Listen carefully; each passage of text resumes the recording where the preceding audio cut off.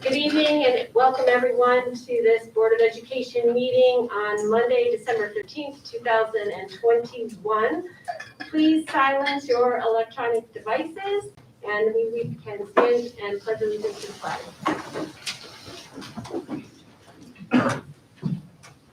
I pledge allegiance to the flag of the United States of America and to the republic for which it stands, one nation, under God, indivisible, with liberty and justice for all. All right, we will move right into the superintendent's report.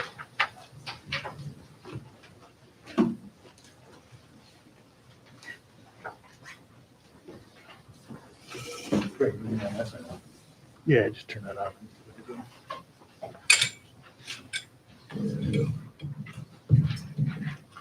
Good evening. Thank you, Jesse. All right, so tonight's reports. We have a few updates for the board. As you know, we received an update from DEC last week regarding the PFOA situation. Based on the preliminary review of the results, they're saying no significantly elevated concentrations detected on the school property. This is an update from the drilling that was most recently done. They did quite a bit of it at the middle school surrounding the entire property. The information we got was sort of very technical, so we've asked for a meeting. We have that in process of being scheduled with the folks at DEC and DOH at the state level, so I'll certainly provide more information as that comes available. But it looks like, from the best we can tell at this point in our communication since then, that the results are relatively good in terms of the elevation levels around the campus area. If you go back to the last state aid runs, for the first time the district was given UPK, Universal Pre-Kindergarten funding. At that time, we were trying to really focus on the reopening of school and then getting ourselves back together, the back to school plan. At this point, we've begun researching a district-supported Universal Pre-Kindergarten program for next year. I don't know if we're going to make that or not for the 22-23 school year. The state is providing this funding. Again, it was kind of, at this point, a one-time thing for us. We're hoping to continue. We believe it may. We are looking to do is partner with preschool programs in our community. So this would not be us forming our own preschool as a district or doing the work internally. But the way the funding is set up, you can use that money to support programs that are currently in operation or new programs. Matt's actually taking the lead on that. He had a call with the folks at SED. We reached out to some neighboring districts who are doing that to kind of gather some information as well. So something we're just going down that road right now, very preliminary, very beginning, but it's something that we want to go down as we're looking to decrease the impact of COVID and that learning gap. A couple quick updates. The COVID stuff continues this change and then change again. We have begun testing for unvaccinated employees or those who are vaccinated but did not tell us. That's being run through Quest R3, our BOCES. The county released new guidance for bus quarantines. This is something that in our weekly call with the folks at the Department of Health we've been asking for, and thankful to our county DOH for supporting it. Really what we're looking to do is decrease the number of students who are quarantined on the bus due to exposure. The fact is, right now, the data is not showing that kids are not testing positive, not getting COVID from being on the bus.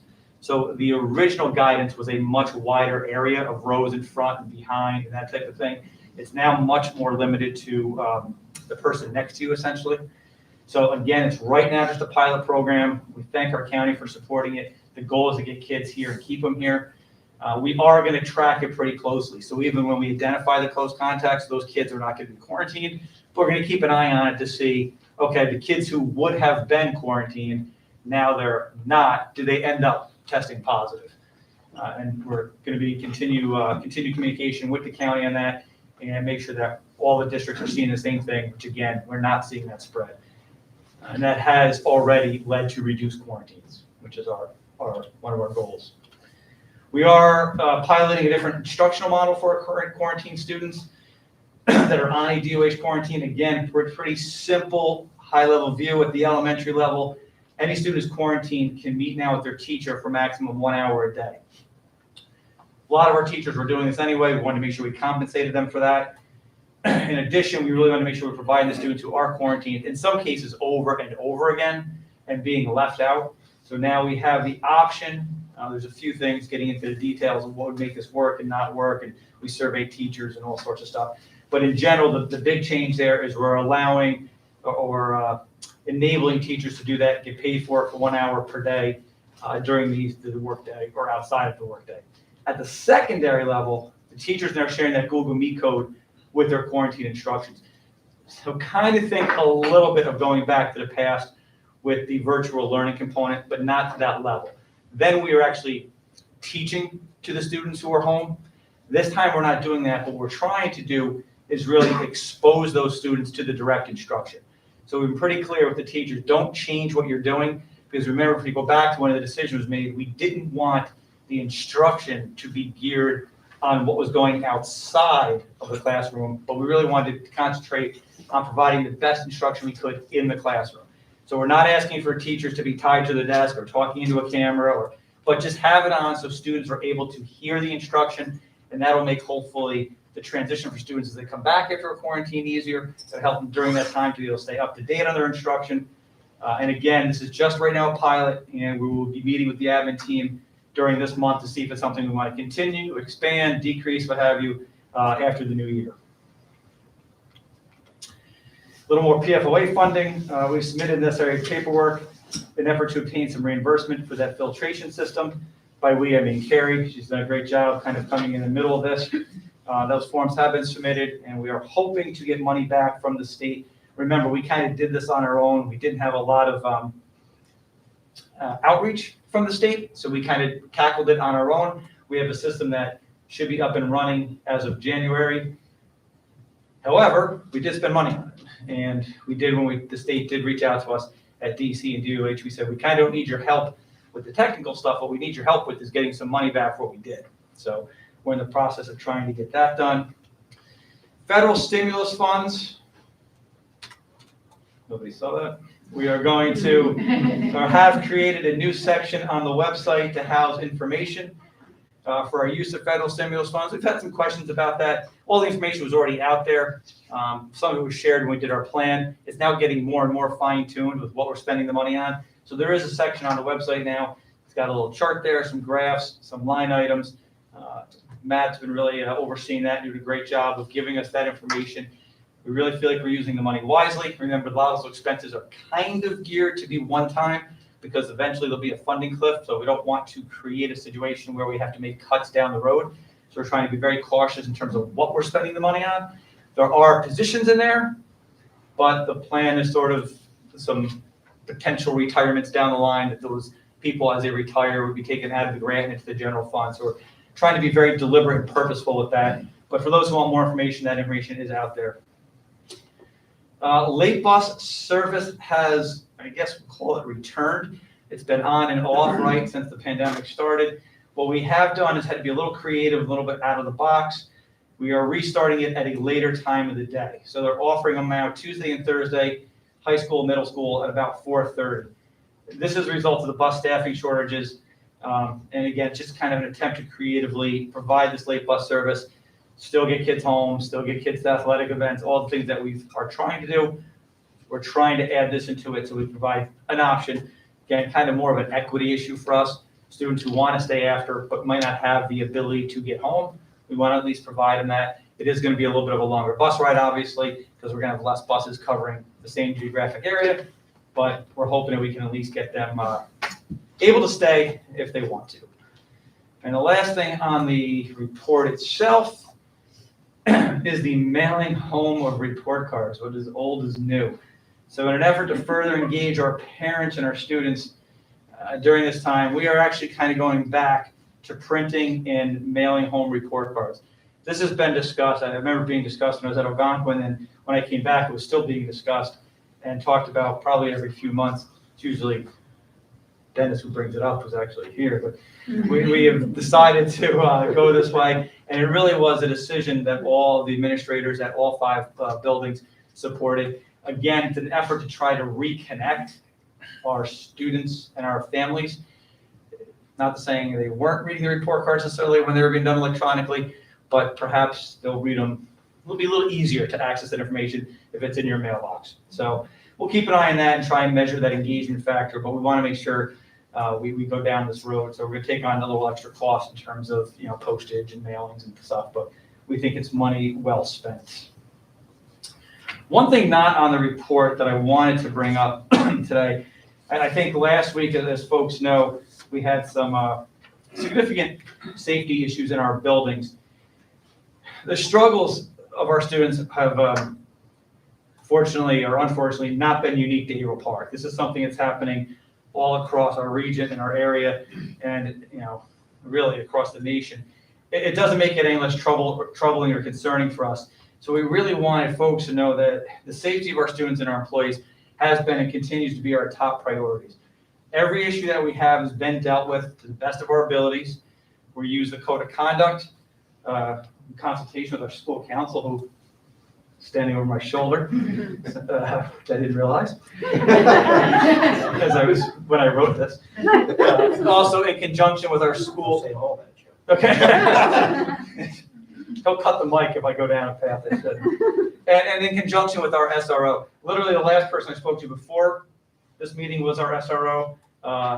Multiple times on Saturday was our SRO. Friday night was our SRO. It is a huge partnership for us. I would like to take credit for that, but that was something that was decided before I got back here.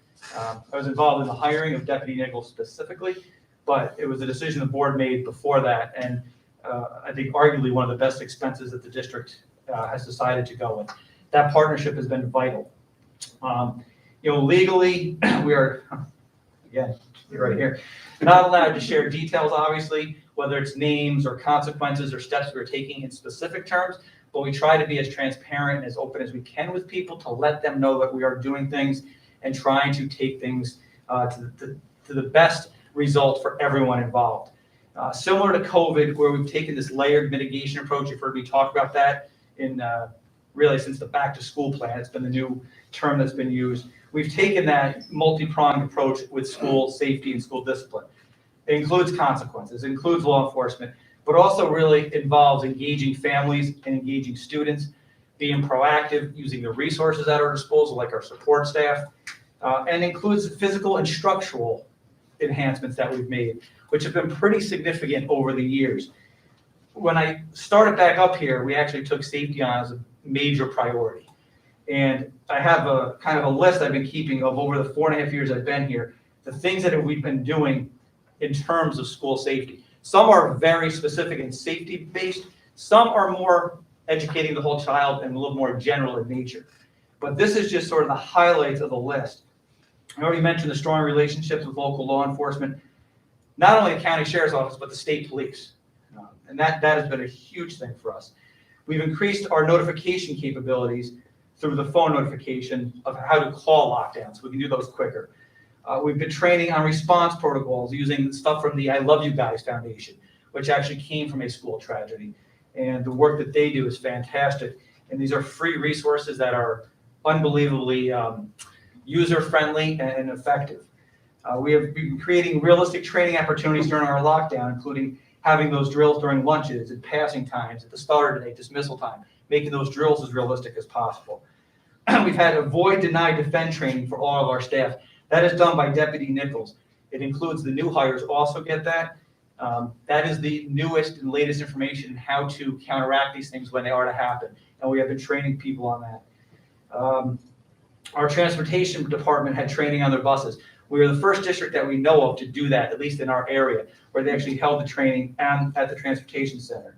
We've worked with law enforcement on the 911 call center that they're able to, through the toner system, open the doors during emergencies. So there's less time for our law enforcement folks to get in if needed.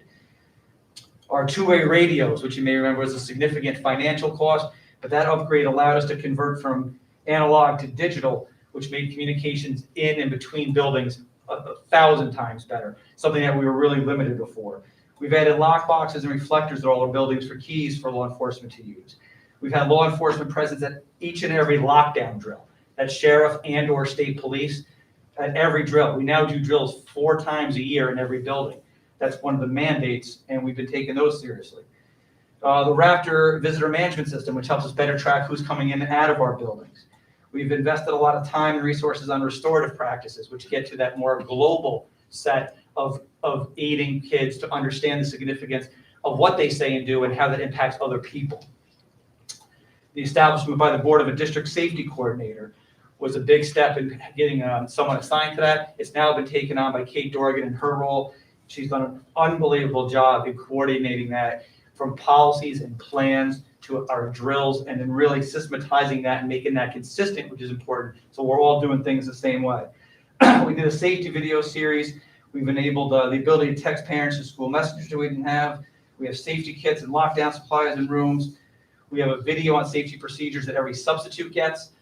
That came from some of the stuff that's happened recently, where you saw the impact on these things in rooms where there were substitutes. So we try to train our substitutes so they're prepared when they enter the building.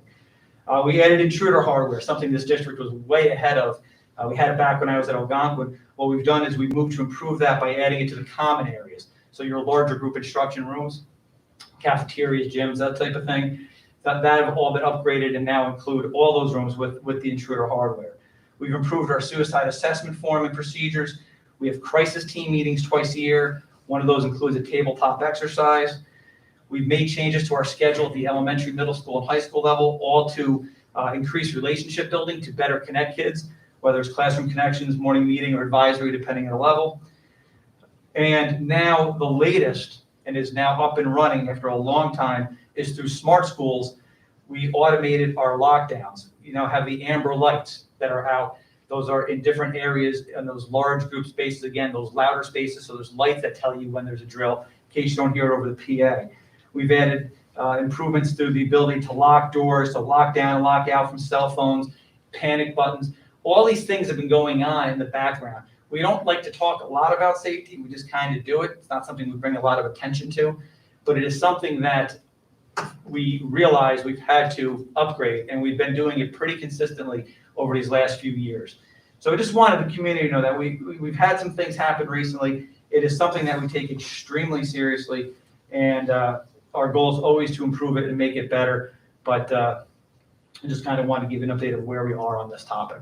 So, any questions from the board on the reports?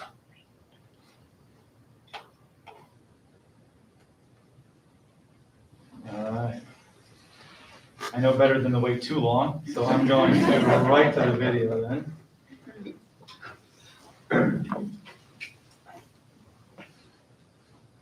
Uh-oh. Hold on a second. Try that again. Sorry about that.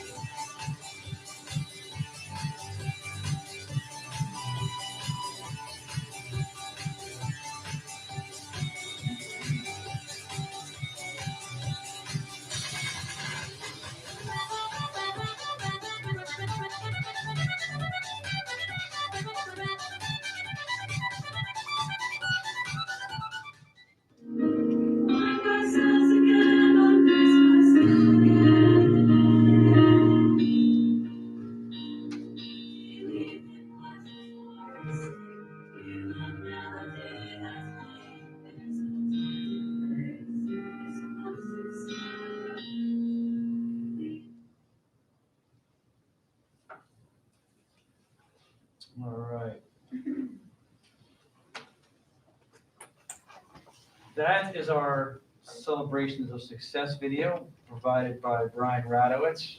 Yeah. Yep, oh, sorry. I always love the videos, but I just want to say how happy I am to see that the girls swimming is happening as a mom of like a little swimmer who thinks she's on a team. She's getting there. But I just like, there's a lot of, it's just nice to see them doing healthy stuff. It's taken a little while, but hopefully it'll still be there when she's video. Thank you. All right, so now the last part of the superintendent's report is, as we've done the last few years now, we have really tried to align our goals horizontally and vertically. Part of that has been through the district goals and the objectives and the action steps.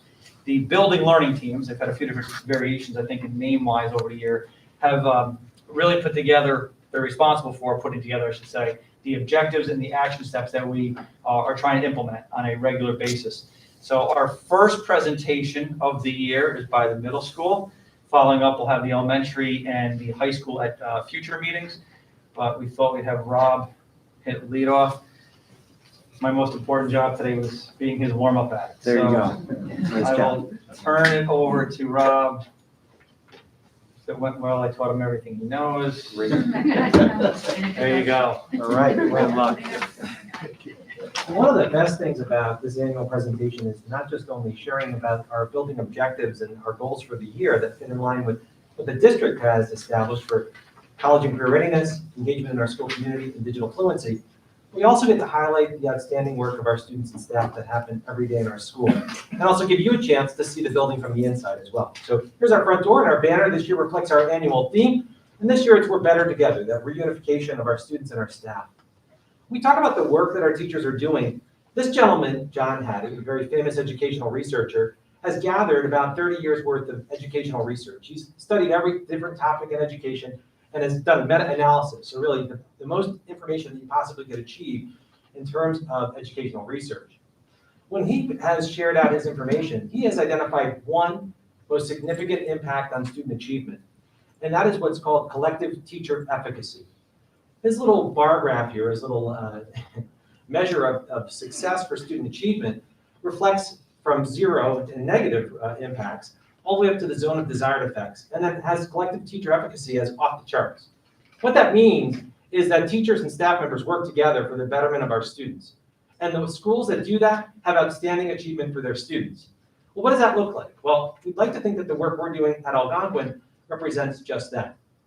So, Dr. Rowe, you want to take away here with goal number 1? So with an aligning with the district goals, we began conversations last year about, looking at these goals, what were some ways that we could meet potential deficits that may have been emphasized by the pandemic and students being home. And in meetings and conversations, one is certainly that we need to get back to helping, not assuming that our students were coming to us with, and by no fault of anyone else besides, being home for a year and a half, but needing to be re-emphasized in instructional routines, study skills, executive functioning, being able to remain organized. So each of our curriculum teams has a focus that they're really looking at for this year to test and see how students are, to take data from, to see how students, how they present at the beginning of the year. And then we have our practices that we're going to use throughout the year. We're going to check again. Do you see the curriculum teams all kind of picked different things to look at? So within that, there's, of course, motivational materials. There's thematic materials that are trying to emphasize a culture of doing your best work, of what it means to really give good effort to being a learner. So learn like a warrior. Is this my best work? And our ELA department, we also have things like the close reading marks. We've been using these for several years, and so we're using this as an opportunity to get back to making sure everyone understands these types of marks. And they're used there as a way to really analyze reading and to have students think more closely about their reading, interact more with reading, and to increase comprehension. Part of what we've also done is to give ourselves some different training and to figure out, how can we improve. And part of that is the Reading Apprenticeship. This is a competitive federal grant program. There's no cost to the school district, research-based, and it's focused on metacognition and active reading. So metacognition, thinking about your thinking, and the close reading helps to do that. How do you interact with text as a reader? And then what does an active reader do? And note-taking, peer discussion routines, active self-dialogue about reading, things like that. You can see to the right there, the participants that we've had, including Rob and myself. We don't even need last names. We don't. We're becoming like Madonna. That's pretty exciting. I'd like to think the Rock. Okay, you're right. Or Chewbacca, I don't know. So, but we've also had members of our community then turn around and present to our larger staff about these strategies as an intention of showing them that these reading skills are really across curriculum, not just in ELA times. We've increased our literacy supports. We have increased in staffing this year. Barb Glasser has become our intervention specialist, and we have more folks pushing into classrooms and offering co-teaching support with a priority in English language arts and social studies, and those folks like Barb Glasser, who's supporting grade 7, and Beth McGill, who's focused on supporting grade 8. And in addition, we've been able to increase our math support as well. So one full-time math specialist, Liz McGarvey, a new hire, and pushing into math at each grade level. So to assist the general and special ed students with tier 1 math when you're, what you find in your classrooms. Increased supplemental math sections, we'll be able to add that. So more tier 3 student support. So smaller groups of students who need more intensive academic support. We've been able to increase opportunities for them, as well as math study halls to assist special education students. And then as far as organization, executive functioning, school expectations, we're getting back to, we found out of a necessity when folks are home for a year and a half, some of them forget certain routines and what it's like being in a community of people and how to interact appropriately at times, but also just how to handle all of this additional stimulation, all of these additional people. You're no longer able to just kind of set your own agenda as much. You've got to consider your community. So things that we're putting together some short videos as well as follow-up discussions in our morning meetings that are reminders about academic, social, and behavioral expectations. For example, handling peer conflict, task management skills, and hallway expectations. So let's see. Yeah, so, a big part of this year has been connecting kids back to their school community, helping them feel an identity as a warrior.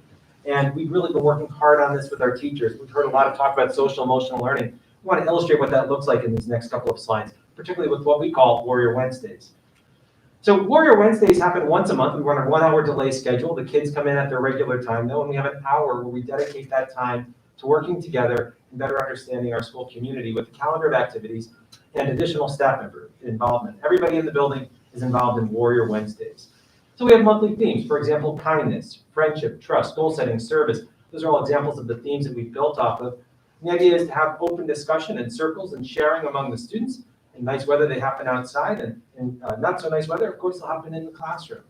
But a chance for everyone to have a part of the discussion. So there's a talking piece, there's an opening quote to kind of set the agenda. We emphasize active listening skills, and an opportunity for everybody to share if they'd like to. We also build in some team building activities. You can see that the students on the left are trying to write a sentence using a marker and 4 people holding that. So really a challenge for them, but they have to use communication skills and teamwork to solve that problem. They did a great job with it. We've also built in a lot of fun. So, middle school is fun, and we like to try to emphasize that. We had our food drive challenge where we had kids bring in 1,100 items and they could dress up for Halloween on the bottom left.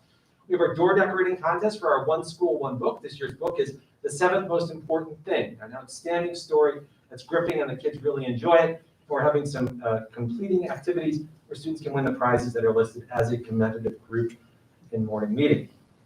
The Board of Education has also been supportive not only in this increased staffing this year with our federal funding, but but also the AMS summer program. And this past summer, we had 50 students that participated in an outstanding summer program that was fun and academic as well. Kids had a morning meeting circle discussion to help build that community, and then also participated in 5 different content areas, including art, so that there was a chance for creativity and expression. And breakfast was provided throughout the entire program, and our t-shirts were provided by the Algonquin Parent Organization. So we had a great time this past summer. One of the other things is we've been reinventing every one of the events that we have in the building over this past year. And the first one of the year was the Algonquin family visits, and that was in place of locker night. This year we started off without using lockers. We've transitioned to that more slowly, and kids now use their lockers. However, to kick things off, we wanted kids to come in and see the building in person. And so we had an informal tour where kids could come in and check it out. They got to see their morning meeting room. We had an outdoor ice cream social, which was awesome. And we had a crossword puzzle challenge where families could work together to identify things around the building and get themselves a free Warrior Way pencil. So it was a lot of fun. And our 6th graders also signed our Class of 2028 banner, a new tradition for us. We're going to hang them up in the cafeteria as the years go on so they can continue to see their name up on the wall. And again, feel part of the community as they start off as the Class of 2028 at AMS. We also replaced open house with a new format, which is called Learning Lunch. And it was a great time for families to come in. It was a shorter event. It was more informal, more casual, more fun. We had a school scavenger hunt bingo game for families, and there were prizes attached to that. Kids won different prizes, and that was a wonderful thing. We had pop-up presentations on middle school topics, and just a great fun evening to bring kids together with their families for open house. So it takes it from a parent event into a student and family event. This year, also as a result of the increased federal funding and the support of the Board of Education, we have the CARES program has returned to Algonquin, which stands for Committed to Achieving Results for Every Student.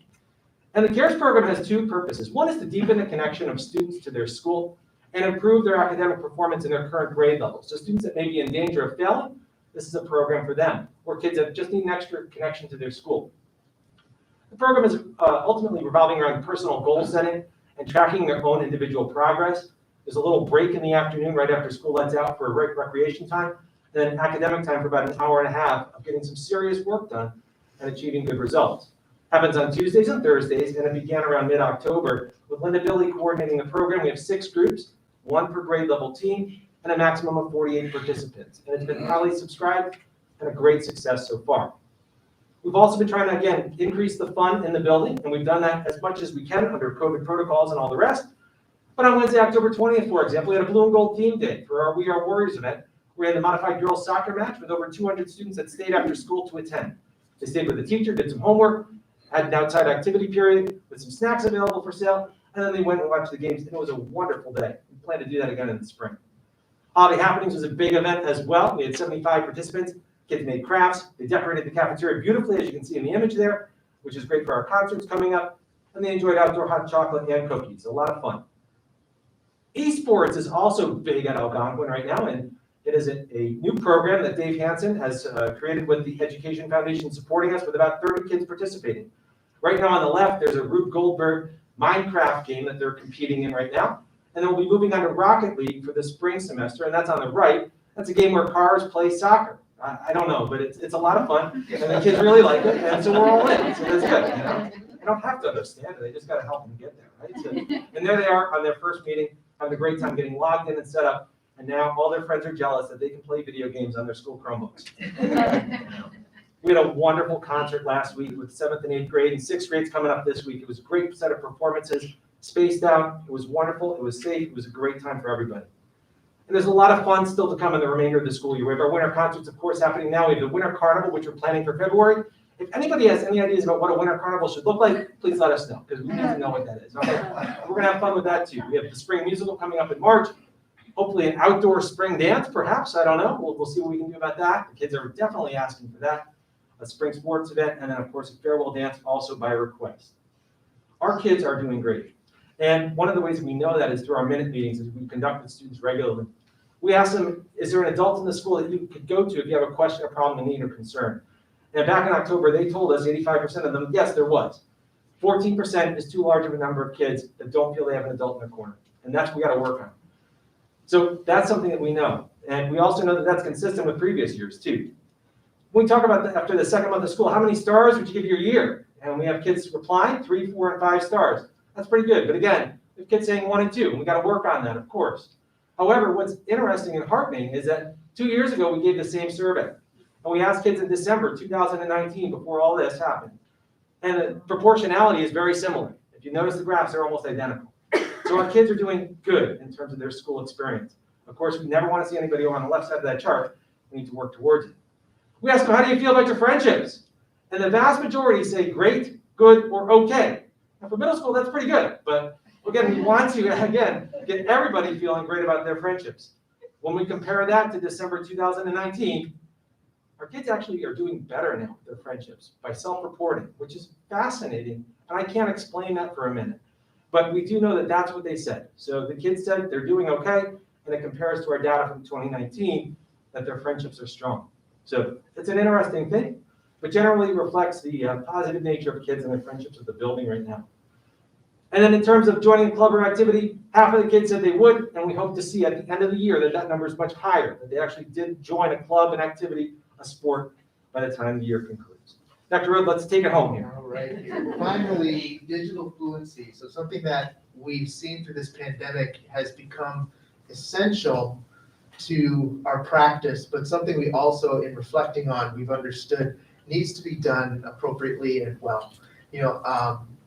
Our digital life cannot be used just to replace our relationships with each other, because that's the other thing we've been learning through this pandemic is how much we need each other as a community.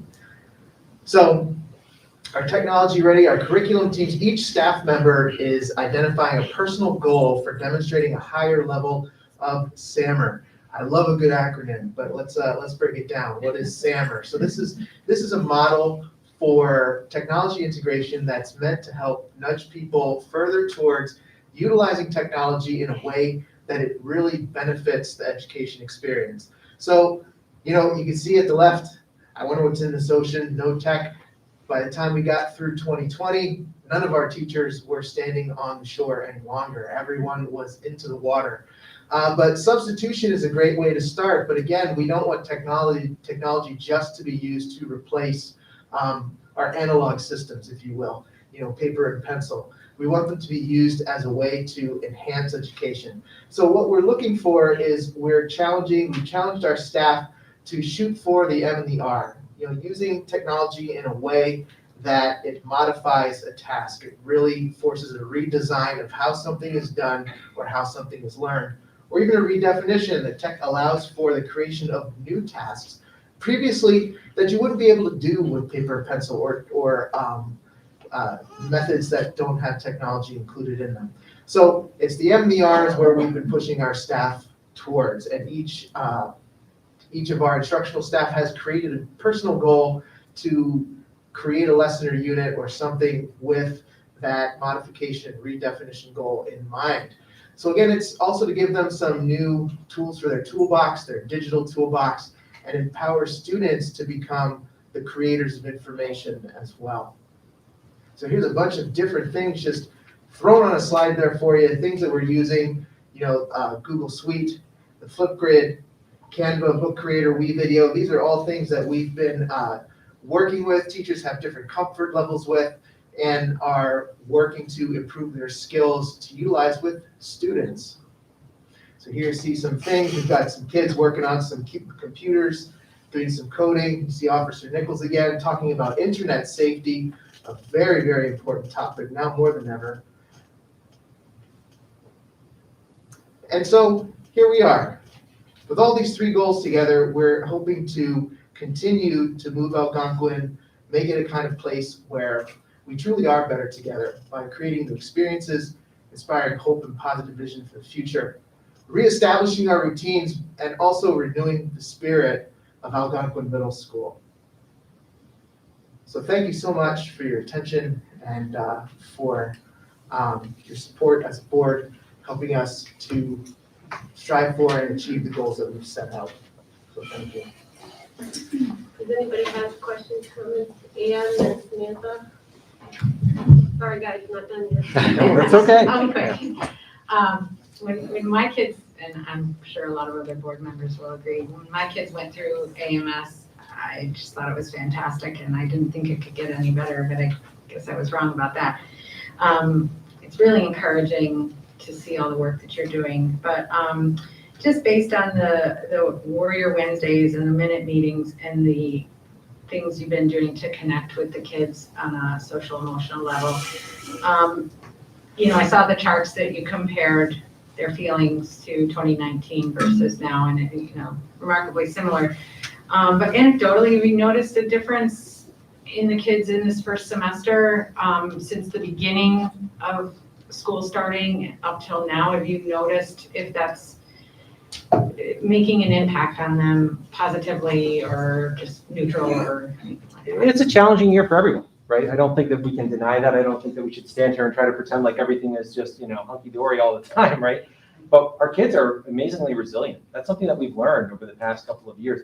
And they do a remarkable job. I mean, we just ran our positive notices. So every 5 weeks, we ask teachers to recognize students for their positive achievements. We had over 900 positive notices being sent out by teachers to individual students. That's wonderful. I mean, that's a really incredible statement on the work habits and effort of our kids. They're connected, they're doing a lot of fun things, they're involved in sports and activities. We have all these different things going on at school. So I think we feel good. I think we feel as good as we can. The information will kind of, as the year goes on, the surveys will really indicate how kids are doing. I was heartened by the initial results of that first minute meeting, quite honestly, on those questions. So I think it's a great question, Ann. I can't really give you much more than my impression of how things are going this year and showing you the charts, but generally it's been a positive year. It's a challenging one for everybody, though. We know that. Yeah. I'm sure they're just as glad to be back as we are to have them back. Absolutely. Yeah.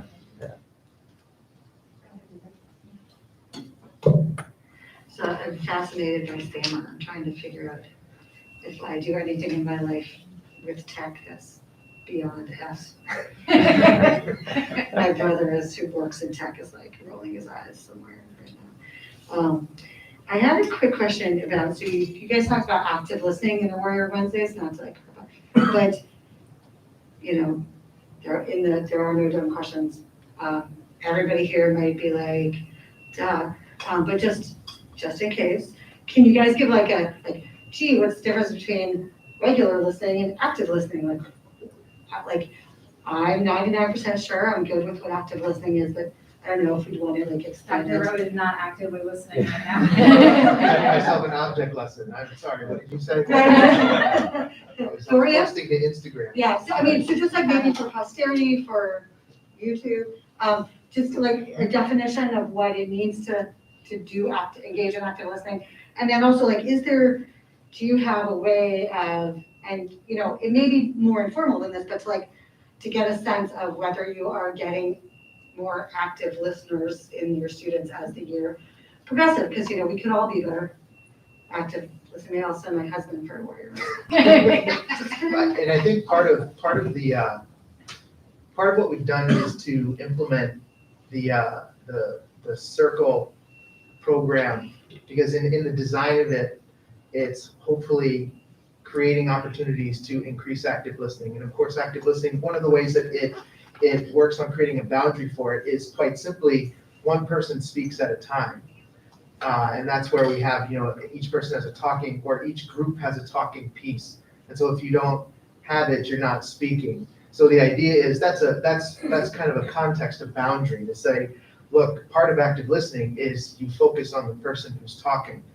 If you're not focusing on them, you're not actively listening to them. It doesn't quite have the same skills as you would think, like reiterating what you said. Here's what I think you mean by what you said. It's more so wrangling the middle schoolers who love to talk over each other to say, look, the basic and first skill is you concentrate on the person talking and you give them the space and the silence to make their point.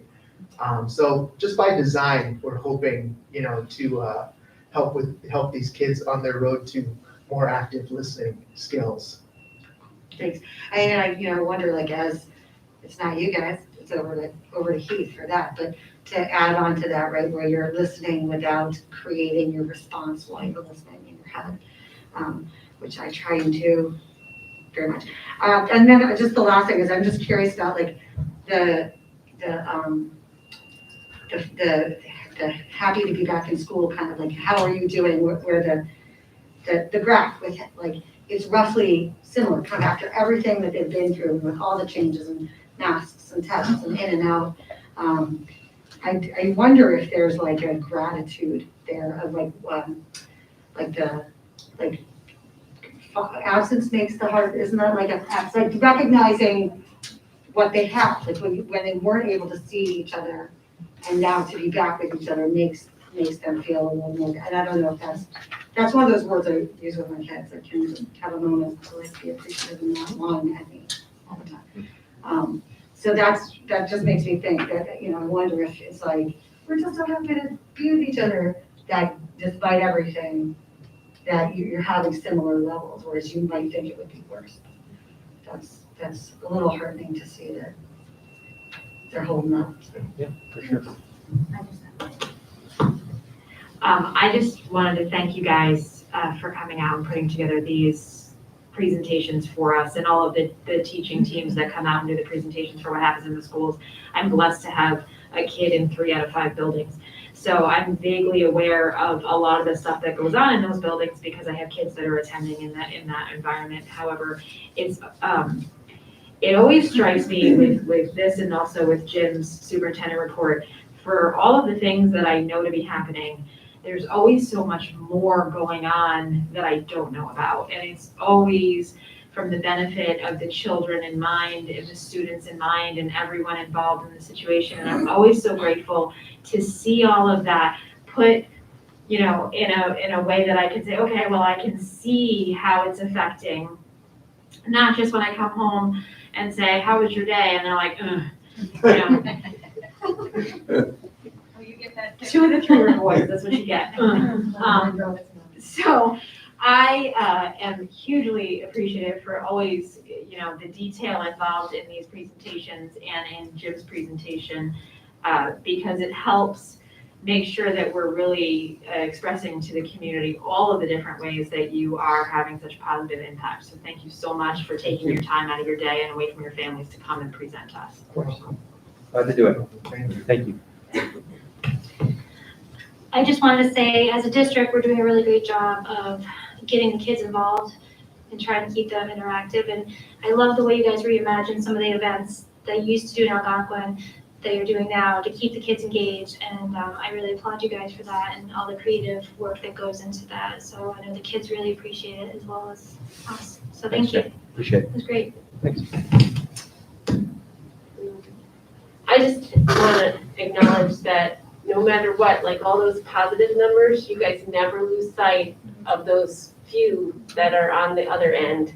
And I so much appreciate that about you guys in particular, because, and I think our district as a whole, but you guys keep your eye on those students, and it's super important, and I really appreciate that. Thanks, Jess. Never lose sight of that, so. All right. Does anybody have any other questions or comments? And we appreciate you taking the time. Thank for you. sure. Yeah, we appreciate it. Thank you, Rob and Brian. Feel free to exit stage left there. That's right. And that concludes the superintendent's report. Thank you. Okay. That brings us to item number 4, public comment. This is our first public comment period for tonight. Speakers may address items pertinent to tonight's agenda. The second public comment period tonight will be open to any topic related to district business. A reminder that everybody has 3 minutes to speak. Also, I don't know how often we say that, but you are also welcome to submit written comments to the board in lieu of speaking, and that can go to the district clerk. But I have 2 blue sheets up here. Neither of them are on the topics on the agenda, so we'll hold those. Yes? Can I speak? Yeah. I think mine might relate to a lot of the things that were up there, so should I read? So it's hard to tell when you just write general comments on your, Well, so. that's because when I watch that, then I wind up having additional to what I was gonna have, so I'll leave it up to you. Okay, so you may take it either now, 3 minutes now in relation to things that are on the agenda, or later. That's your choice. Yeah, I'll just do it now because I think Okay. I think everything I have on here goes to that agenda. Okay.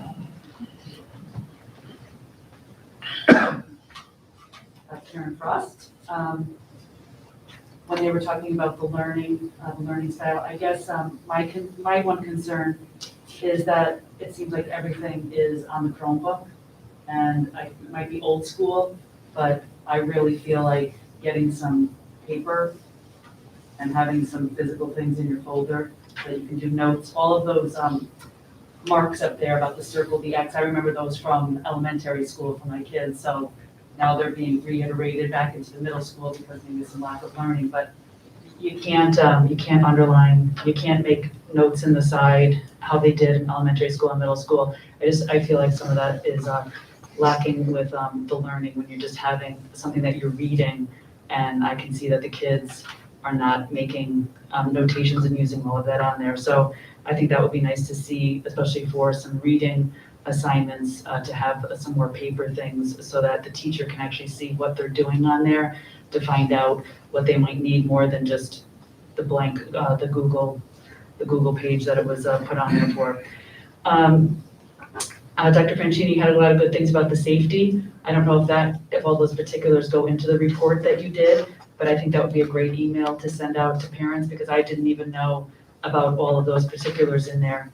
I know they do the drills, but beyond that, I was not aware of all those things, so I think that would be really good. I guess I just wanted to add to that. I know they do the lockdown drills and the practice drills and all the other things that you had indicated. I guess I'm most interested too about, I'm talking to other parents about the entrance of the building, making it more secure. I know that's part of the capital project for whenever that comes about, but no one ever thinks that something bad is going to happen at their school, and whether it's inside or the outside. So I just feel like having to be more secure. I don't know how it is. I think I just ring the buzzer if I'm coming to the school, but how does somebody know who I am? I don't know if you guys do the license anymore, where you have to have something registered in the system. Let me see here, sorry. I'm happy about that community engagement. I think it's a good first step to meet 4 times a year.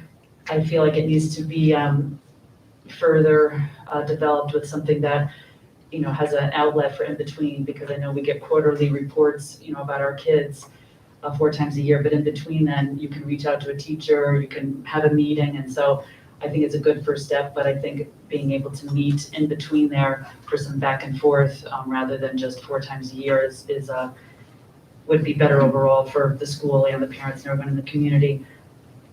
Let me see here.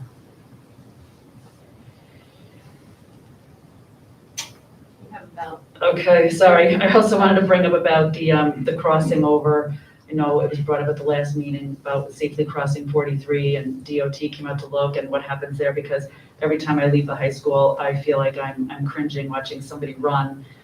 Thank you for having the non-academic surveys being shared with parents, and I'm happy to see about the remote learning, and I hope that in December, when it gets reevaluated, I think you'll find that it should be continued, because I know a couple of parents who have said, that their kids are on their 3rd time staying at home for 10 days.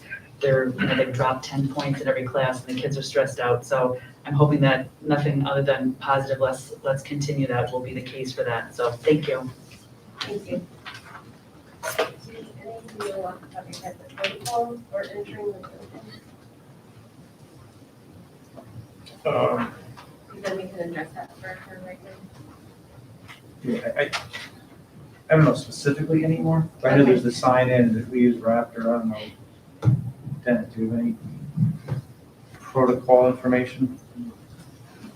Well, So Ms. Frost, yeah, go ahead. well, right now, at least at the elementary level, we really don't allow people into the building. So someone will ring the bell and a staff member will go to the door and meet them outside. And if they're there to pick up a child for an appointment or something like that, or just there to drop something off or pick something up, those transactions are taking place actually outside the building. Does that help? Not really. I feel like unless there's a real protective thing there, you don't know who you're running into if a staff member goes outside. I just remember you had to have your license. I feel like we had a little bit more going on, and I'm hoping with the capital project that'll put more entrance outside. You have to do inside out and outside in. But I just feel like I don't know. That just doesn't seem like an honor system. It just doesn't seem seem like it's Well, that's, really protective. so, okay, we just wanted to address what you asked, what the protocol was, and I wanted to address that, and that's what the protocol is, and we also acknowledge that it is part of the building project. Yeah. So, It's a major part of the building project. The other thing I wanted to add real quickly is that the only thing that makes me nervous about taking a safety statement is one thing we do try to keep somewhat close to the vest because it's not something we want out publicly very much. So it's a fine line between being very transparent and not being too transparent in that area. It's probably the only area that we're like that with, but sometimes err on the side of caution because we don't necessarily want to say too much about what we know are our strengths or our weaknesses or anything like that. So it's the only hesitation there, they have a public statement. That's why even today I did it verbally as opposed to writing. We just try to make sure we're not exposing ourselves in any way. all right. That was the only blue sheet at this time. So I'd like to move to item number 5, the approval of the minutes of the November 15th meeting. And seconded by Megan. Discussion? Seeing none, all those in favor? Aye. Passes. On to item number 6, I would like a motion to approve items number 6 through 8 for the consent agendas on business, personnel, and special ed. Megan, seconded by Ann. Discussion? Ann? Just a brief comment that I, on 6G, the donation from the Averill Park Education Foundation, very generous donation once again, and always grateful for their support, and they recently had a lively fundraiser, and I would encourage anyone who can to support the Education Foundation. They support programs outside of what the district can pay for, but they're still really important programs for the kids. So I want to thank them again for their very generous donation. Thank you. Megan? I was also going to thank the Averill Park Education Foundation for their generosity, both with this donation and all of their support to the district. It's really appreciated. Also, a reminder to anyone attending the meeting that isn't aware of the pre-work that goes into the meeting, all of the items that we approve in bulk are reviewed and discussed and ahead of time. So just so everyone is aware that there's a lot more to it than, the one line over there. Anyone else? I have a couple things. I just want to thank the class of 91 for their donation for the Memorial Scholarship. And there is one thing I just want to say, congratulations to Jamie Hayduke on tenure. That's going to be approved tonight, but it's also going to become effective at the beginning of 2022. We are glad you joined us, and we're happy that we're able to accept this recommendation and provide tenure.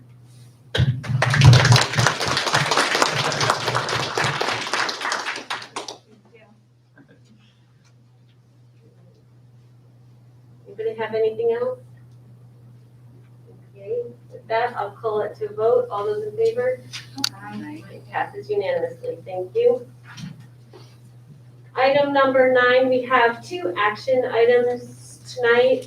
May I have a motion to revise the school calendar to change 2 days into half days for accommodating some professional development? Peter, seconded by Jackie. Discussion?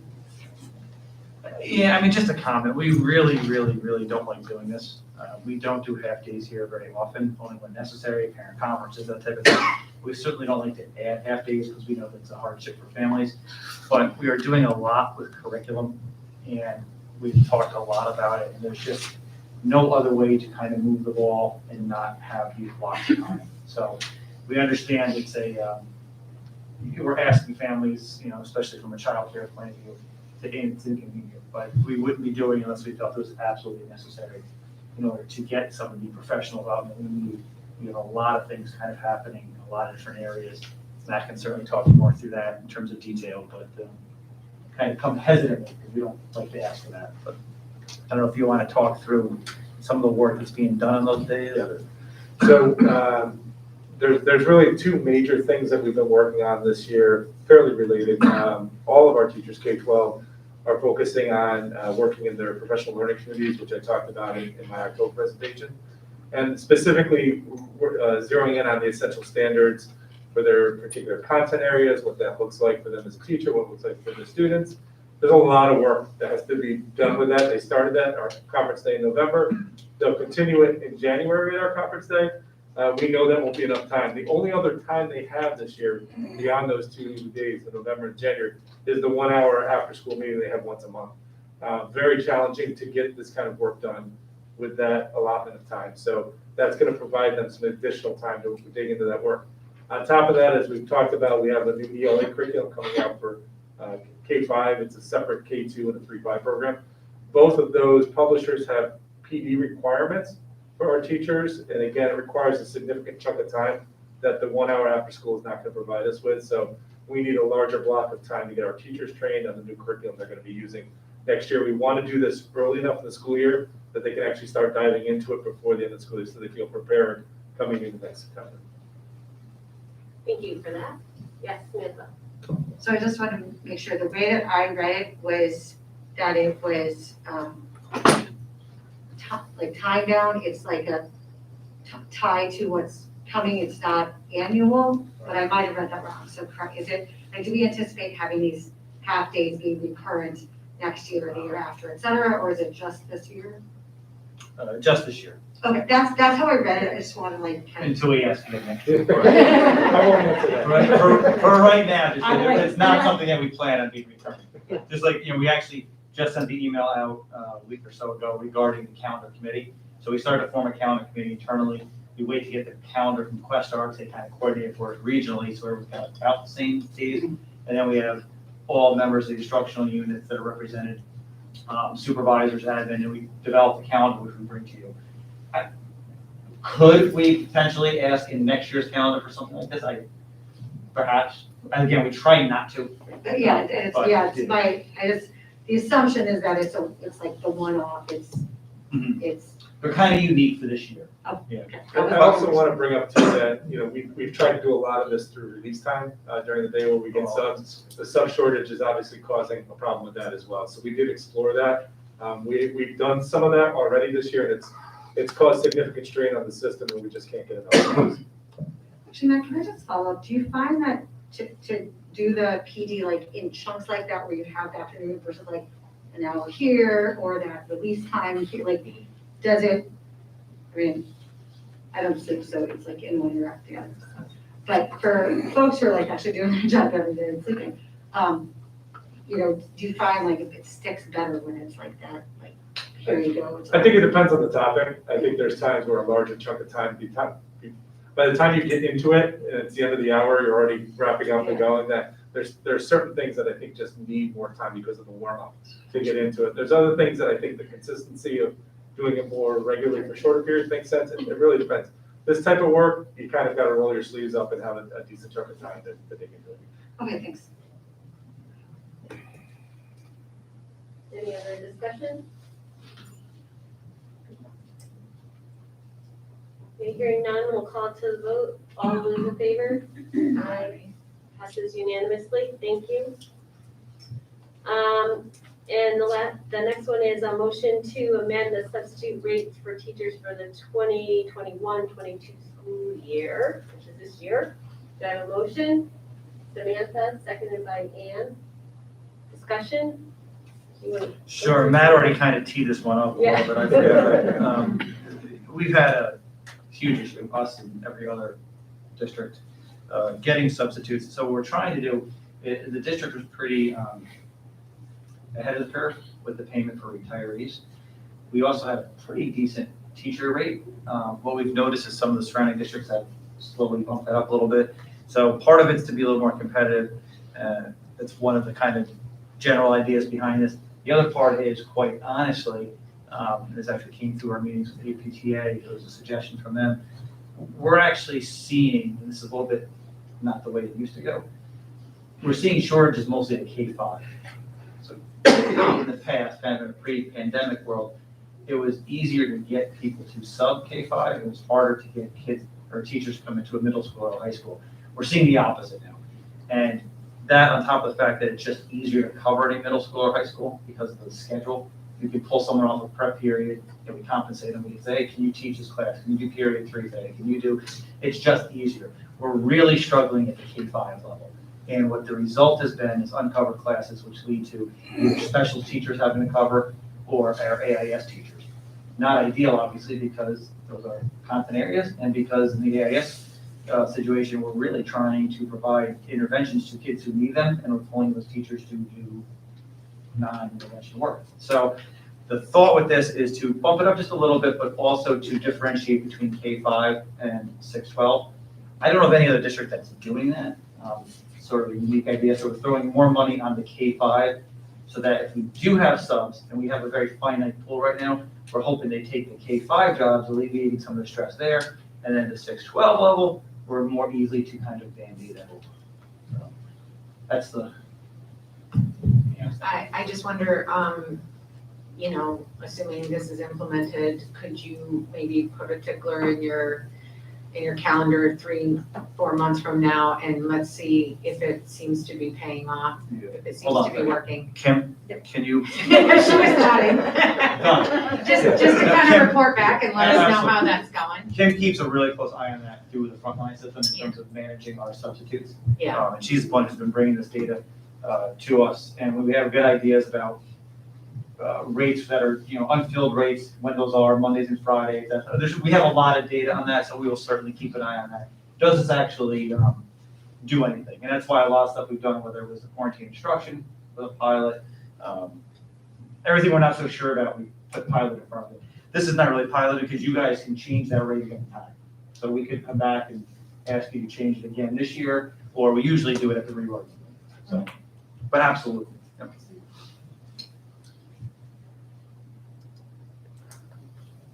Any other questions, comments, discussion? I'll call to a vote. All those in favor? Aye. Passes unanimously. Thank you. Brings us to item number 10, policy review. This would be the second reading of policy 1230. The first reading we discussed in a special policy session at the beginning of last meeting. But so these ones that were provided to us reflect the comments that some of the changes we've already discussed, so we need to go through them again. We have the policy, we have an exhibit, and then a form that goes with this policy. So.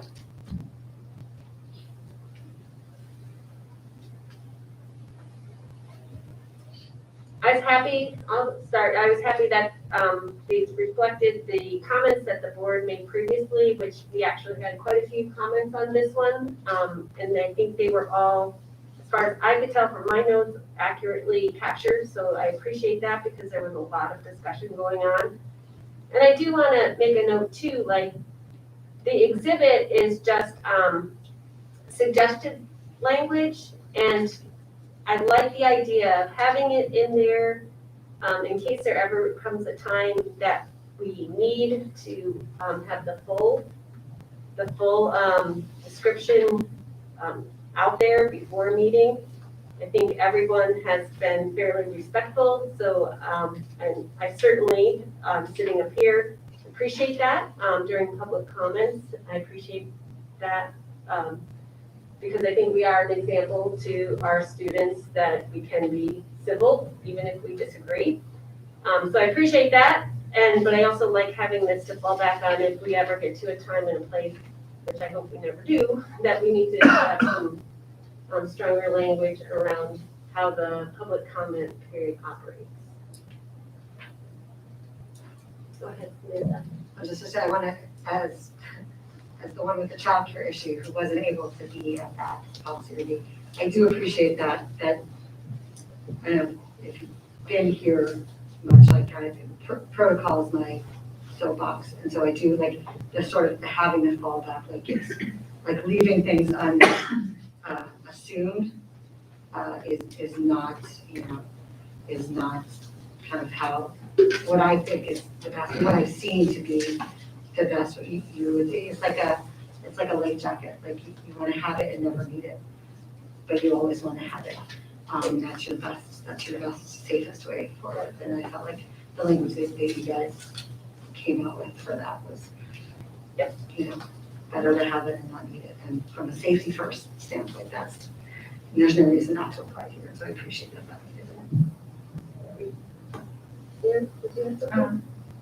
Not really, I just wanted to agree that on the second reading, the notes that I took were all reflected in the second reading as well.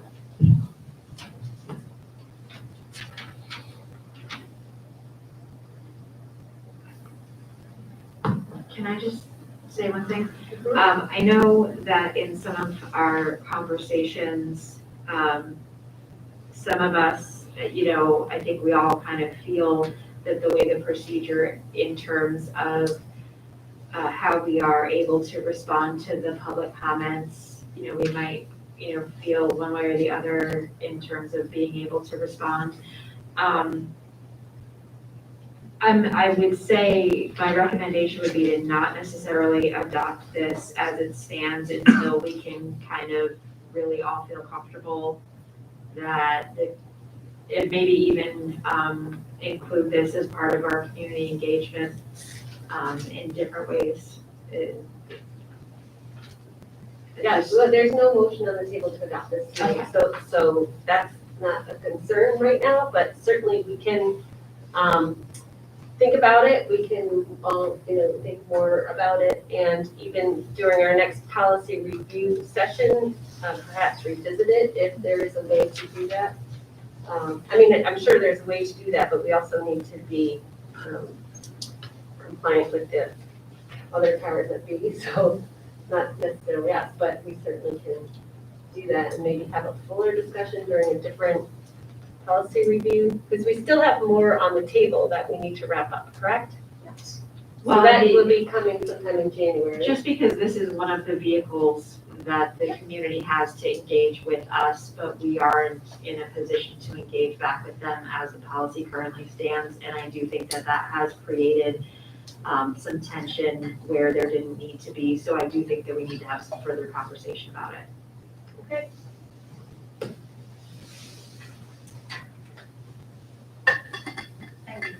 You agree? Okay, do you have anything else? Doug, go ahead. I agree. I think we need further discussion on public comment period and our role in it. And I think there's some models we can look at to help design a better policy. Or at least add to the one. Okay. I didn't turn on my mics up here. Doesn't count.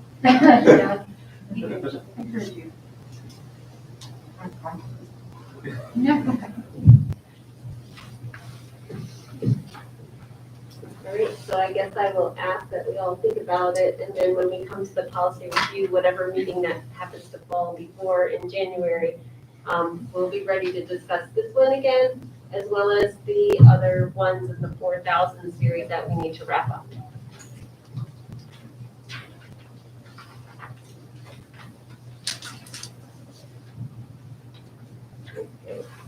Anybody have anything else in particular about this that they want to discuss right now? All right, so then we'll move on to the agenda and we'll continue to have further discussion about this one. All right, that brings us to the public comment period that is open to any district business. I have 2 blue sheets.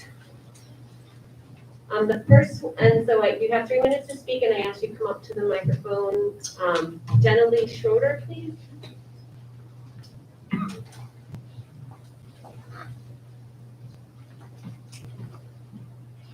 Hello.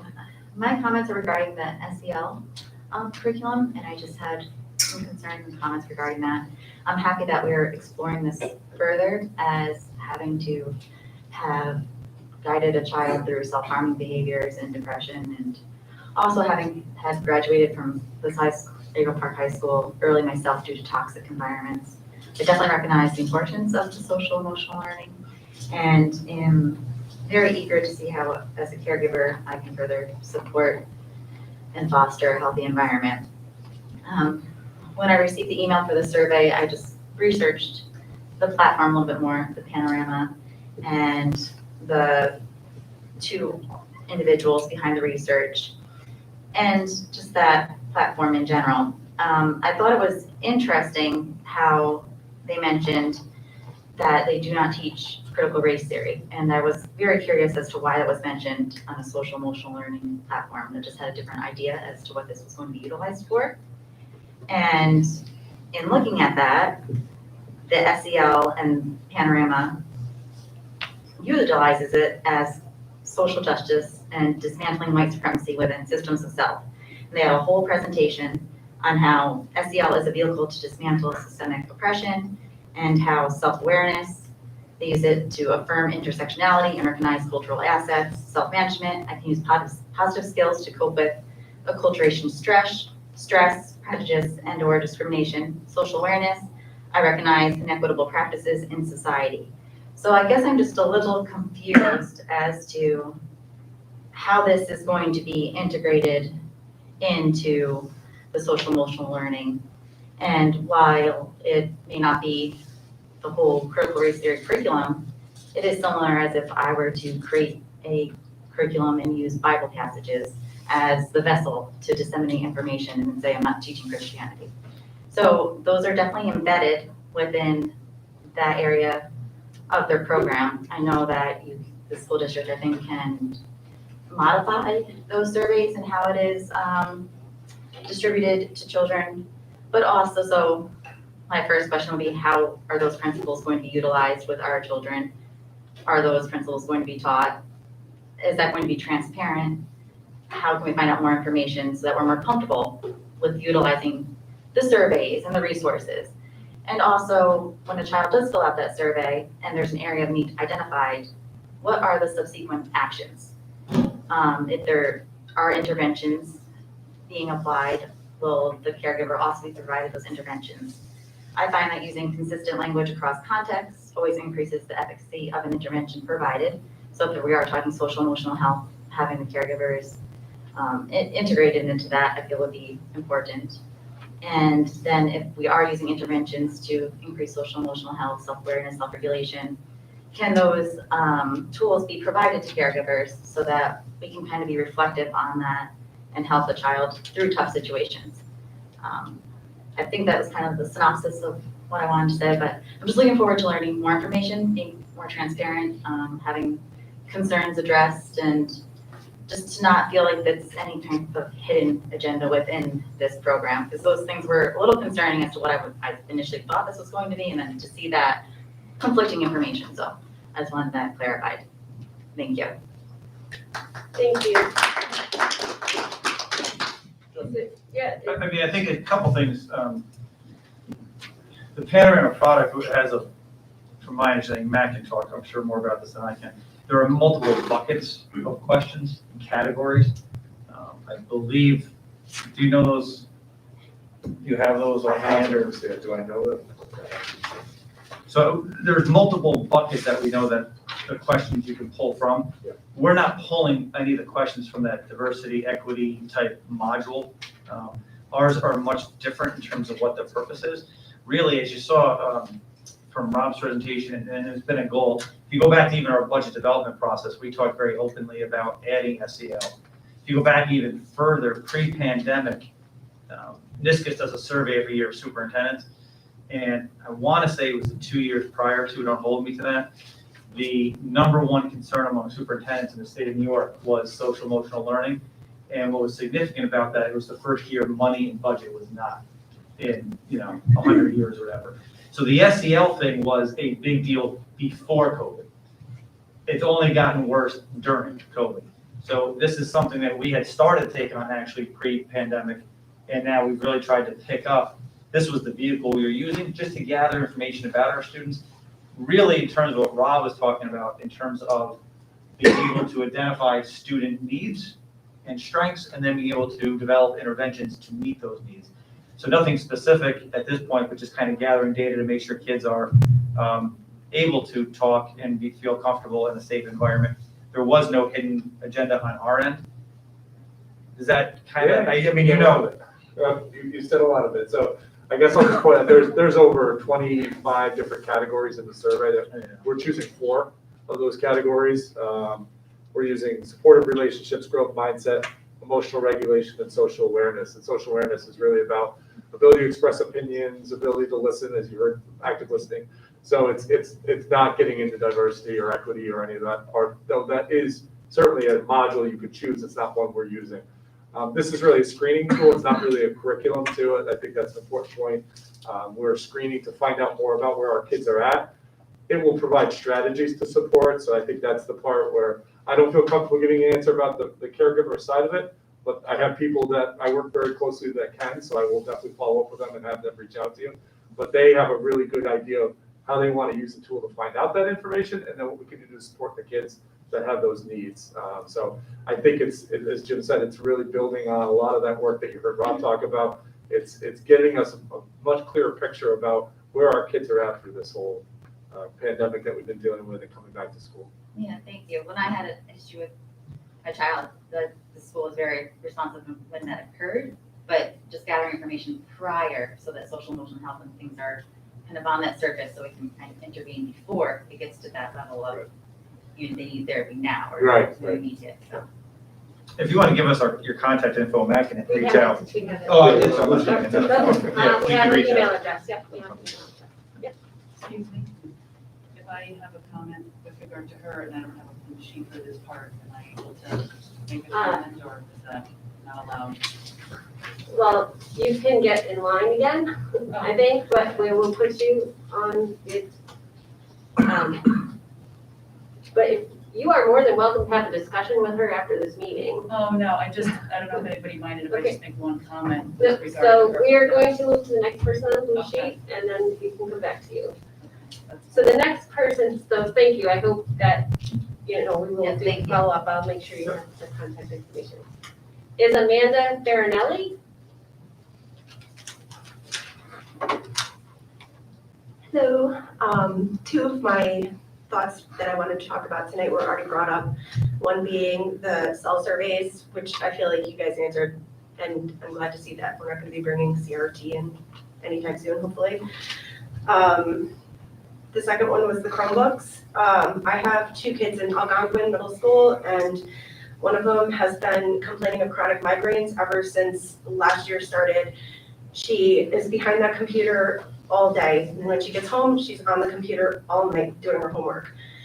I bought her the blue screen glasses to try to help her. I don't want to get her on a regimen of like medicine for her head, but it's definitely because that's the only thing that's changed in her life. Chromebook, I feel like 100% we're losing. My kids have 1 book in their book bags. Their Chromebooks and a couple folders. It's just, they should probably be, I feel as a parent, and I know a lot of parents feel the same way, that we shouldn't be losing. Well, I know technology happens and it's wonderful that they're getting so advanced. I mean, my kids are better on the computer than I am, and that's wonderful. But I don't want them to lose the books and the reading and the touching of the pages and the, you know, like all the stuff that's wonderful about reading. The last thing is masks. I appreciate you all trying to keep the kids safe 100%. I, you know, agree with some things and I don't agree with some things, as most parents do with this trying time. There have been incidences with both my kids getting talked to numerous times about pulling their mask down to itch your nose, pulling their mask down to take a sip of water. I don't understand why, if these kids are sitting in the lunchroom, socially distanced, with their masks off, eating and drinking, and then they go to the classrooms with the same kids, and they're socially distant at their classroom desks, why do they have to wear the mask at the desk? The kids are definitely having negative results from these masks. I understand that we're trying to keep them safe. It's just some of the things that have been happening, I feel like, are more negative than positive. I'm losing track because I'm nervous, I'm sorry. One of the talk, or My son got detention 2 times, lunch detention. That's taking him away from his friends that he barely gets to see or talk to because he had his mask down for a couple minutes in the hallway or in the classroom. I feel like some of the aides and some of the teachers make it a little bit power trippy about how often they talk to these kids about it. Like, we get it, the kids get it, but if they have to take a sip of water or something like that, they shouldn't have to get detention or miss time hanging out the little bit of time that they get with their friends. I just really feel like maybe we should have a talk with some of the substitutes, the aides, it's the lunch aides, the hall monitors. I had one of the hall monitors chase my son down and pull him into a side room and yell at him in his face about him having his mask like this. And my kids are not bad kids. They don't have any bad grades. They follow all the rules. They do what they need to do, and they know the rules about the masks and the socially distanced stuff. It's a little bit much for them. Also, another thing really quick is just, I know that once COVID started, they all get piled into the auditorium in the beginning of the day rather than going to their classrooms. I don't understand how this makes any sense. You're piling all these kids into the auditorium before they go to their classrooms where they're socially distanced. I have pictures of my kids sitting on the bleachers right next to each other, not even 1 foot apart. So how does that make sense? There's so much stuff that just doesn't make sense, and I really wish that somebody could start stepping up for our kids here. I understand you guys are trying to follow state rules and the guidelines and everything like that. It's just, some of the rules are absurd, and I think some people here probably feel the same way. And that's it.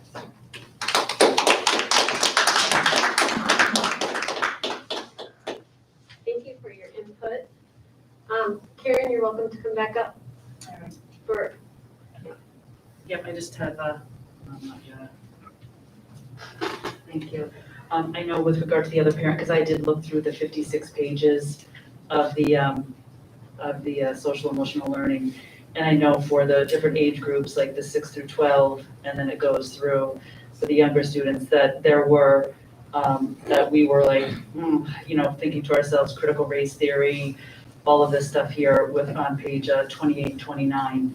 So I don't know if you can, with regard to just giving this whole 56 pages, let parents know before they opt out of having their child do it, what are you going to use? Like what are the questions? Because this is 56 pages, but what of those 56 pages are going to be the questions that you're going to do for the 20 to 30 minute?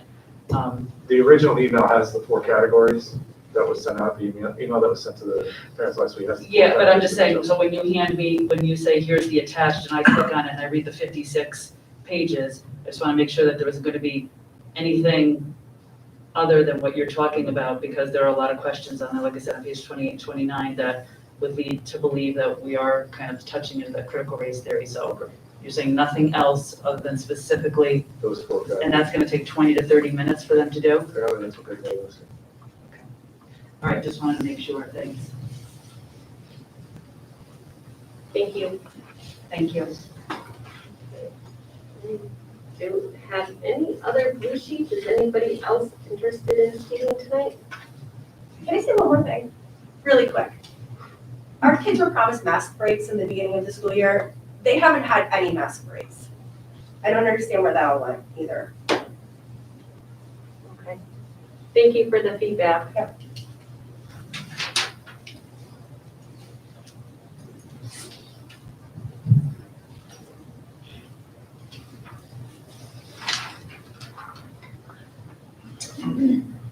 Okay, that brings us to item number 12, the board member reports. Jackie, do you want to start?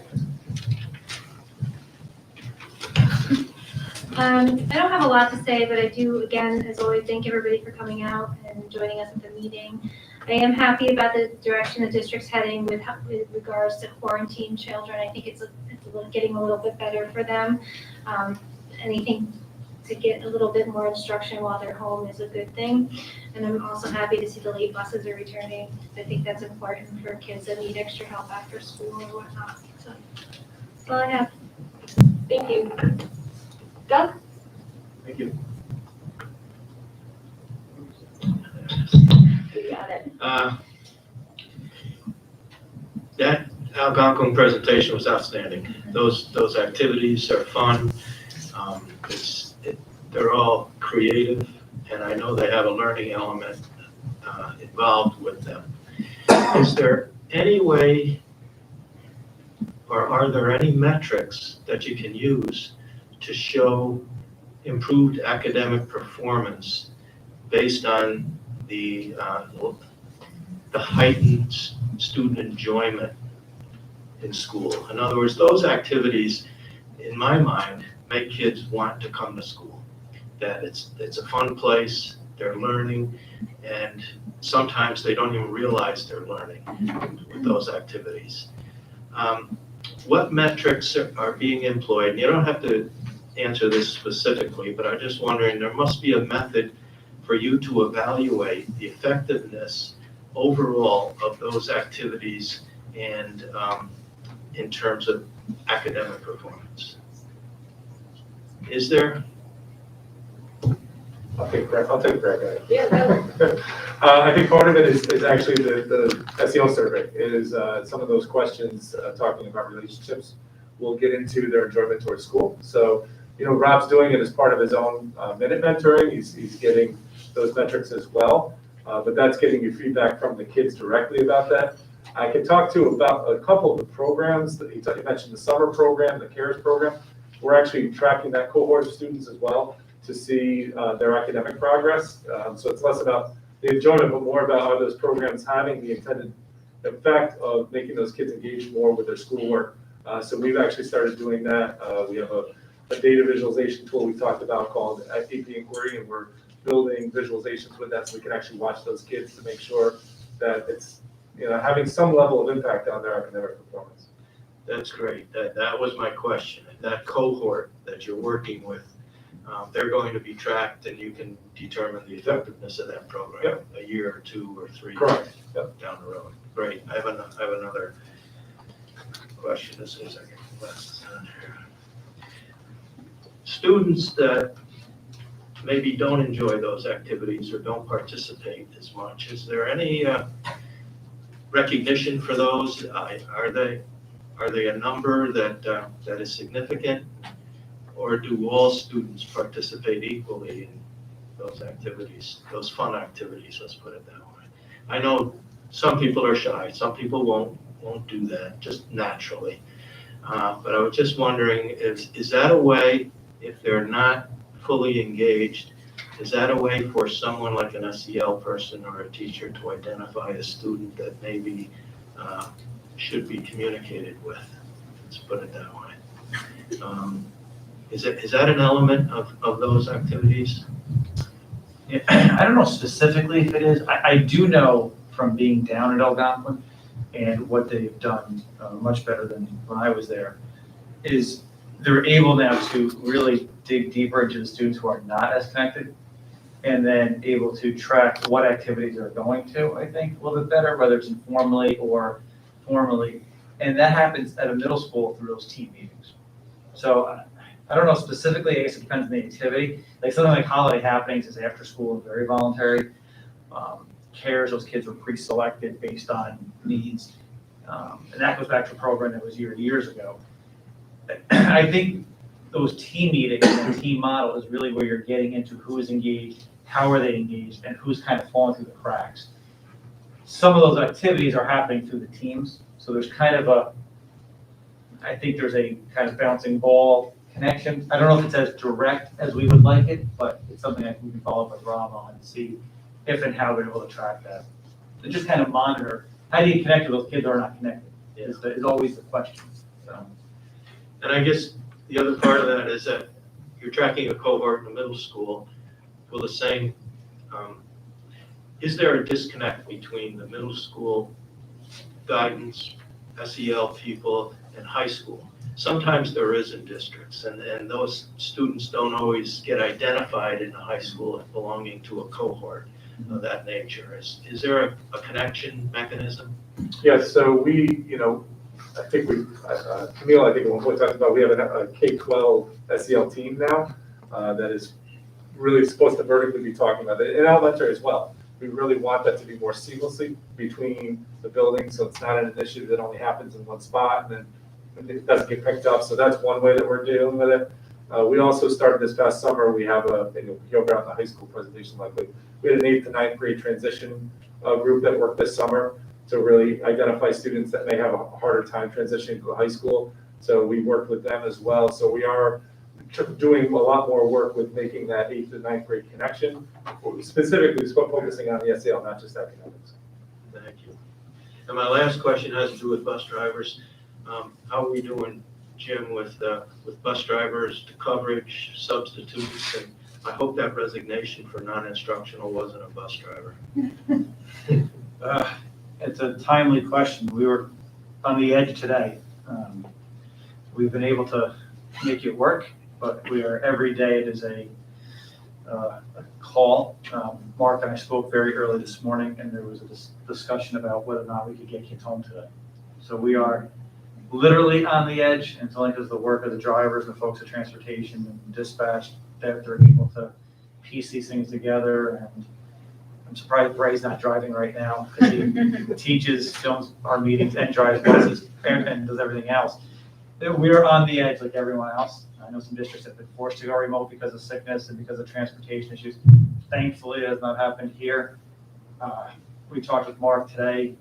Carrie actually met with Mark again to go over plans and trying to make sure we are as proactive as possible. It's one thing if you're one driver short versus 10 drivers short. So it's hard to kind of plan around that, but we've been working through it, and it is literally a day-to-day. And it's happening in the buildings or covering classes or having classes uncovered.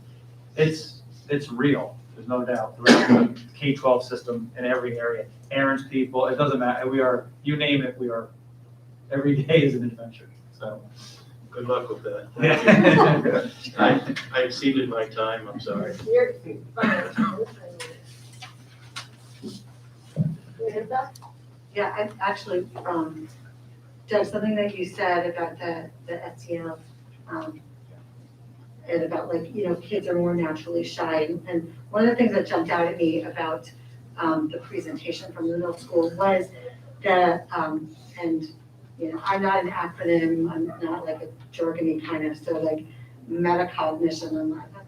But so when Brian came out and said, thinking about thinking, that, to me, that says problem solving. So then you have all the moving pieces from the pandemic impact, right? You have these SEL programs like Warrior Wednesdays, and so if you have a kid who's more shy, that's okay to be shy. I think my interpretation of the circles is not to get everybody to be perky, good morning America kind of, but to be who they are and feel comfortable being who they are, and that's okay. But getting them thinking about who they are with each other.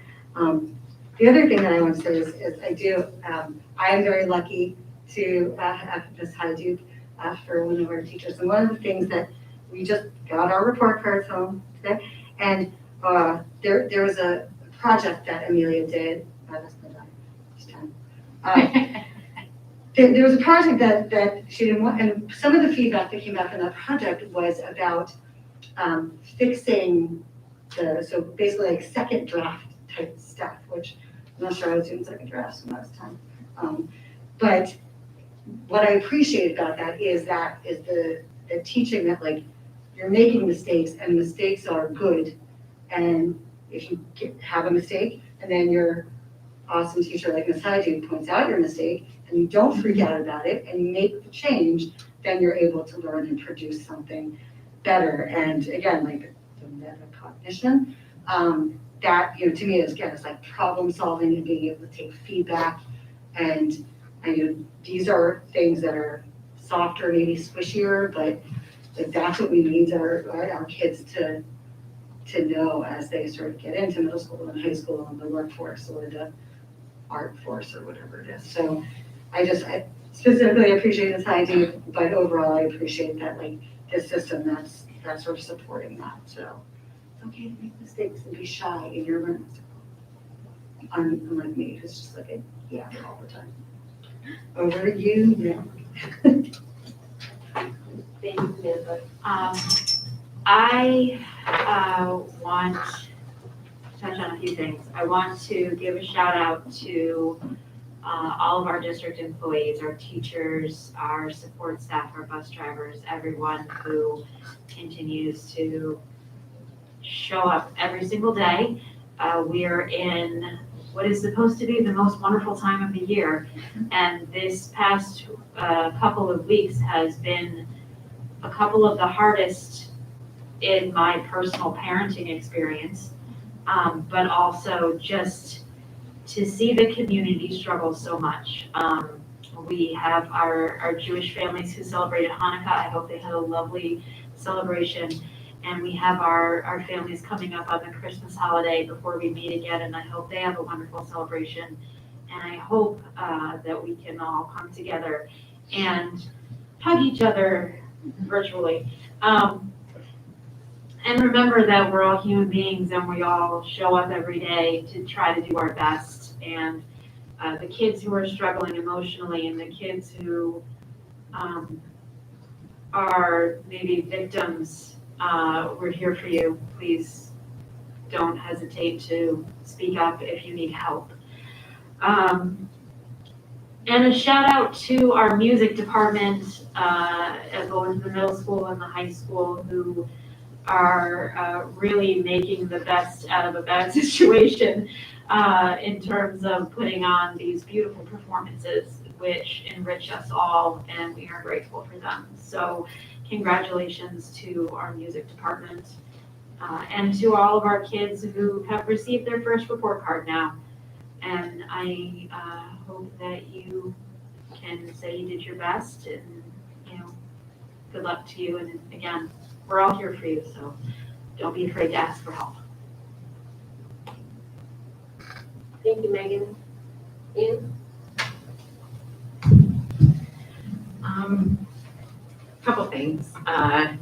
When Megan just said, I hope you did your best, it reminded me of saying that they had in Miller Hill. I think it was in Miller Hill, and my kids recited it all the time. It was the good, better, best, never let it rest till your good is your better and your better is your best. And that really stuck with me. And it came up in my head when they were talking about, the questions that the kids should ask themselves. Did you do your best work? And, these little rhymes and, we kind of might poo-poo them as adults and think, whatever. But these kids really sing-songy this, like Mr. Anderson in particular made up entire CDs of songs that my kids can still sing and remember all this stuff from social studies in 7th grade. So, these kinds of things that we put up on the wall, they do have an impact on these kids and somewhat on the parents too, because I remember this and I don't remember much at this point. So that's kind of interesting. I want to say also that I know we used another acronym for LOTE, but I can't remember what it was. But the LOTE lip sync this year. It was different. It wasn't what it used to be, but it was still wonderful. It was wonderful to, how much can you tell if somebody's lip syncing behind a mask, right? But it was still really cute, and the kids had a lot of enthusiasm and a lot of fun. And I think the highlight for me is always when the teachers perform. It's the kids love these teachers, which kind of brings me to a little bit about what Doug spoke to, and that is engaging in your school. When kids see their teachers, let loose a little bit and have a good time, and I think that forms an even stronger bond with these teachers. And they're learning these songs, and they're collaborating on these dances, and there's so much more learning going on, but they don't notice because they're having so much fun. And the fact that our district brings these activities to the kids makes them, like you say, want to come to school and want to learn and appreciate these teachers. And for me as a parent, I so appreciate that. And I would recommend, once we get back to normal, anytime to go to the LOTE lip sync is the highlight of the year. Also, another highlight was the Barnes and Noble Book Fair, another step in the direction of sort of normal. And when that came up on the on your superintendent's report, and yeah, the piano was a little bad, and Mrs. Christie knew it, but just to hear him sing again, like I got choked up again, you know, I just love that. And I love that, you know, these kids are coming together to do this fundraiser for their music department and do something that they love. So again, it's all, to me, the same thing with sports and arts and all these extra activities. It's not just about the fun, it's about loving your district and loving your school and your classmates and your teachers, and that's what makes you want to come back and learn and be engaged. And so I just think these things are really important. And finally, I just want to wish everyone a wonderful holiday season and a restful holiday season, and hopefully safe times with your families. Hopefully we don't come back to a worse surge. I hope everyone is careful, and looking forward to moving on to a bright new year. Thank you. Thank you, Ann. Peter? I just want to congratulate the AMS administration for a great presentation. Makes me want to go back to middle school, but I think I'm a little too old. This has been very trying times, past year and a half, but more recently because of recent events nationally. And we all have a heightened awareness and tension about it, understandably. And I want to echo what Ann said, that we should take a few moments in the holiday season to hug our kids, thank our school community for working together and providing a safe environment for our kids. And I also would like to wish the entire community a very happy holiday and safe holiday. Thanks. Thank you, Peter. Jackie, you had you're all set? Yeah. Okay, I didn't want to. I just was gonna say something about the bringing back of the paper report cards. I thought that was really important. It is engaging parents a lot more. I think it's a positive. Okay, good, thank you. Yeah, I also wanted to say there is so much going on in our world today, and amidst all this anxiety that is, all these events that are provoking a lot of anxiety, it's really wonderful to sit here and watch our celebrations of success, because we have so many positive things that go on in this district every day. And I do want to send a heartfelt thank you out to everyone who contributes to that, because it does take a village, and you guys all contribute to that, so thank you. And I too hope everyone has a restful break and they enjoy their holiday season. So thank you. That brings us to item number 13. We have the need for an executive session tonight to discuss the collective negotiations under the Taylor Law. Megan is making a motion to move to executive session, and seconds, we do not have a need to come back to public session. Let's call to vote. All in favor? Aye. Thank you. Good night, everyone. Happy holidays. Thank you.